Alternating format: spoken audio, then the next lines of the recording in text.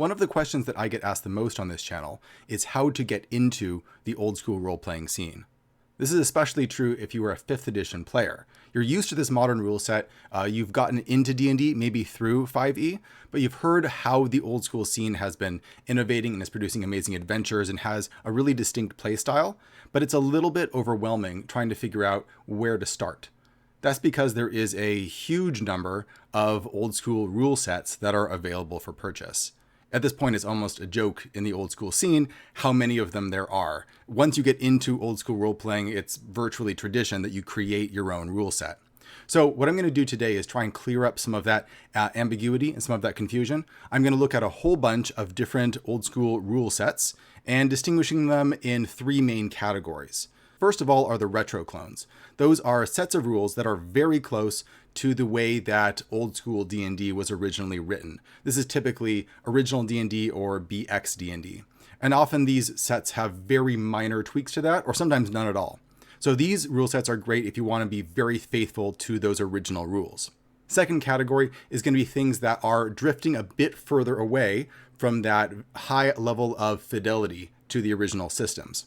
So these rules are going to be very broadly compatible with the original rules and with any old school adventures, but there's going to be a larger number of tweaks to the system.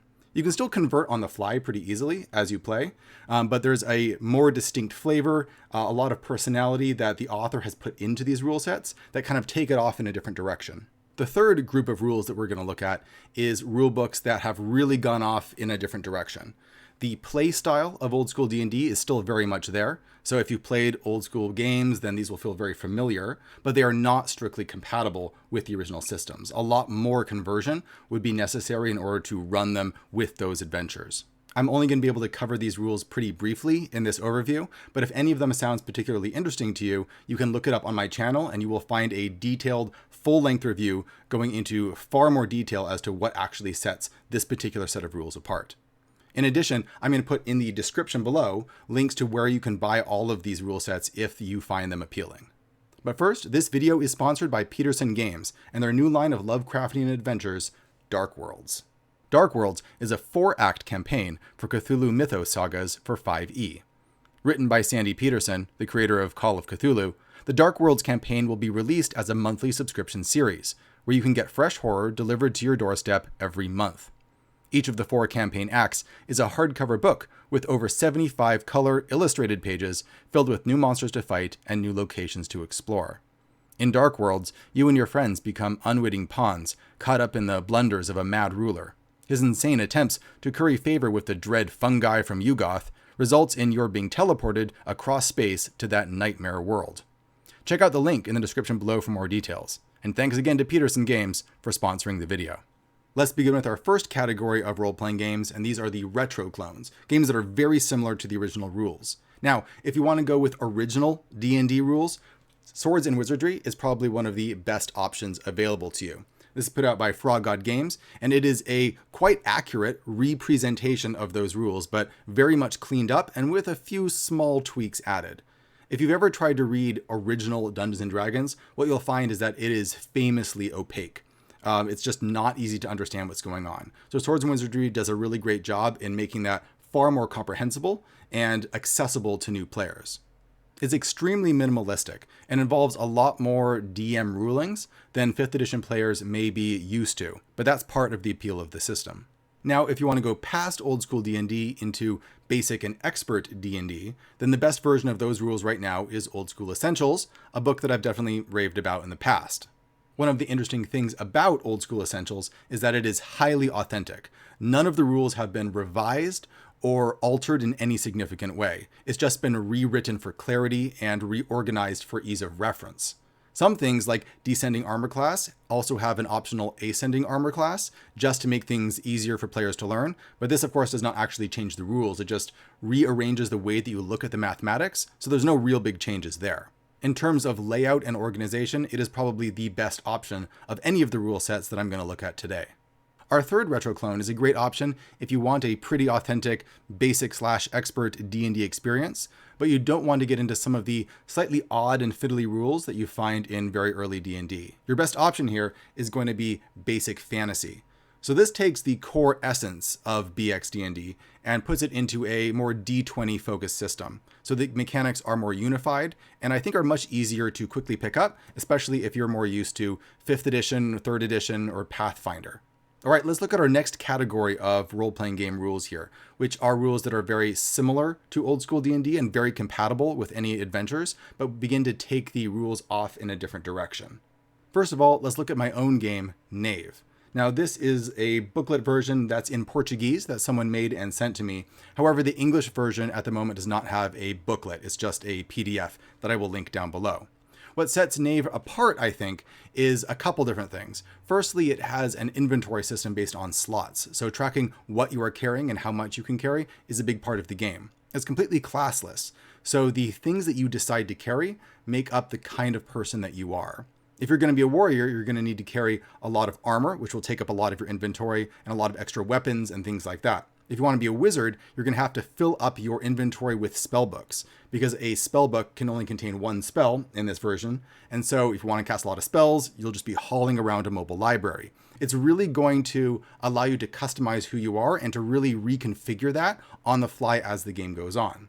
It also reorganizes the way that stats and ability scores work, putting everything on a 1 to 10 scale, which is very easy to comprehend. You're rolling d20s for everything. You're trying to roll high. It's very intuitive versus the way that ability scores and bonuses tend to work in standard D&D. Next thing that we're going to look at is White Hack. Now, this is a rule set that I've not talked about in quite a while, but it really does have its own fan following due to some very unique rules. One of the things that sets it apart is that it is a roll under system, meaning that you are trying to roll a d20 underneath your ability scores to get things done most of the time. In addition, the system has a lot of free form flexibility, a lot more than you typically see in old school D&D rules. There's 3 main classes, but they're very vague. They roughly correspond to magic-y, fighty, and sneaky type characters, but there is a tremendous amount of customization that's possible by adding on different affiliations and vocations that your character has that has mechanical effects. Another example is the fact that magic-y type characters, referred to as the Wise, are able to create and customize their own spells. You and the dungeon master just get to talk about what are you trying to do and figure out an appropriate cost for it, and you're basically good to go. This makes the system highly adaptable and gives players a lot of control over the type of character that they want to play. Next up, we have the Black Hack, created by David Black. There's actually no connection that I know of to the name White Hack and Black Hack. I think it's just coincidence. One of the features that sets the Black Hack apart is its usage die system. Now, this is a little bit controversial, but some people really like it. Basically, what it does is it tracks bundles of equipment, for example, a quiver of arrows, with die types. For example, you might have a D8 for the number of arrows that you have. After a fight, you might roll that D8, and if you roll a low number on it, then the D8 would tick down to a D6. Eventually, when your die gets low enough, then it's going to run out of arrows completely. Another feature that sets the Black Hack apart is that all of the rolling is done by players. When a player attacks a monster, they roll to attack, as you would in standard D&D. But when they are attacked, then they roll to defend instead of the DM having to roll. So the dungeon master doesn't have to roll any dice at all. Whether you like this or not is really up to you, but it's definitely a playstyle that appeals to a lot of people. Third, it is a roll under system, similar to the White Hack. So you're rolling a d20 under your ability scores to succeed at virtually every task. It also has really great layout and design. It is very easy to read and comprehend, very easy to reference. Next up, we have 5 Torches Deep. This is a really great option if you are specifically a 5th edition player and you're looking to get into the OSR, because it's designed exactly for that. The rules themselves are very similar to 5th edition Dungeons & Dragons, but with the power level dropped significantly and a whole bunch of optional modular rules that are laid out in the books that can be tacked onto the system or removed, each of which adds some element of OSR play. So these things can add more resource management, they can add higher lethality, and they can add all sorts of other things for greater customization.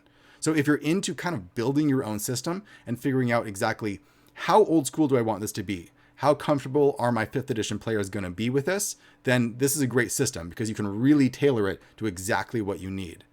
All right, let's look at our third category of games here. These are ones that really go off into left field. They're no longer strictly compatible with old school rules and old school adventures. They maintain the same play style, but the way that they achieve that play style can be very different. First, let's look at my own game, Maze Rats. This little pamphlet here is an adamantine bestseller on DriveThruRPG, which is the highest category in the bestseller that you can get. And I think what has made it so successful, completely surprising to me, by the way, is some of the features that make it extremely accessible and really activate the creative imagination on the part of players. So the actual resolution mechanics are very simple. You're rolling 2d6 plus one of 3 stats, and you're trying to hit 10 most of the time. But some of the things that make it unique are the spell randomization tables. So if you are a wizardy type character, what you're doing is when you're memorizing your spells in the morning, like you would in normal D&D, what you're doing here is you are randomly generating the name of a spell by rolling on a bunch of tables. Then you and the DM talk about how that spell works. I was a little inspired by White Hack here. And then once you cast that spell, it does what it says it does, and then it's gone forever. And you'll have to randomly generate a new one next time. This makes wizards extremely unpredictable and a lot of fun, because you never know what weird spells are going to be in your arsenal today, and you'll have to figure out a clever way to use them. Another very popular feature of Maze Rats is the random tables. The vast majority of the book is just random tables done in a 6x6 grid. And what this allows you to do is it allows you to generate virtually everything that you might run into in a fantasy adventure. So if you're in a dungeon, if you're in the wilderness, if you're in a city, if you need NPCs, if you need monsters, if you need treasures, all of these things can be randomly generated with the tools in here. I've heard of a lot of people using this for solo gaming as well, because so much of it can be generated on the fly. Next up, we have Chris McDowell's Into the Odd. This book is a huge inspiration to a lot of people in the old school scene, despite not being super D&D compatible. One of the things that makes Into the Odd most interesting is its relentless commitment to speed. I think the rules are only about 1 page long, and a great example of how it enforces speed and getting to those interesting decision points as quickly as possible is the way that it handles combat. It was one of the first games to throw out the 2-hit roll entirely. When you're in a combat, you're in this big melee, everyone's slashing at each other.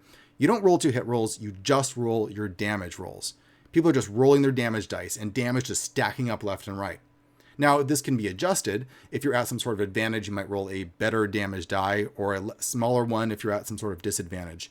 But you're not sitting there just whiffing at each other and just bouncing off your armor and you're just waiting for something to happen. When you get in combat, it's dangerous. You will very quickly find out whether this was a good idea or not. I find that approach to role-playing extremely refreshing, and the book also contains a lot of really excellent game master advice for figuring out how to make the game just more interesting and more engaging at every moment. The rules for Into the Odd were later expanded into the monumental Electric Bastion Land. This contains even more fantastic advice and includes an entire setting for you to play around in. The last thing we're going to look at today is Troika by Daniel Sell. Now, the rules for this are based off of the Fighting Fantasy series of game books from back in the day. So it's essentially 2d6 based, and you're usually rolling under your skills, or you're adding 2d6 to your skills, especially fighting skills, when you're in combat. It features a lot of unusual rules. For example, initiative is handled with a bag of dice or a bag of tokens, where you pull out the tokens to see who gets to go next, creating a high level of chaos in the middle of combat. It also features 36 different character classes that you can start as. You can simply roll 2d6 to figure out which one that you are. All of these are extremely charming, very weird, and highly specific.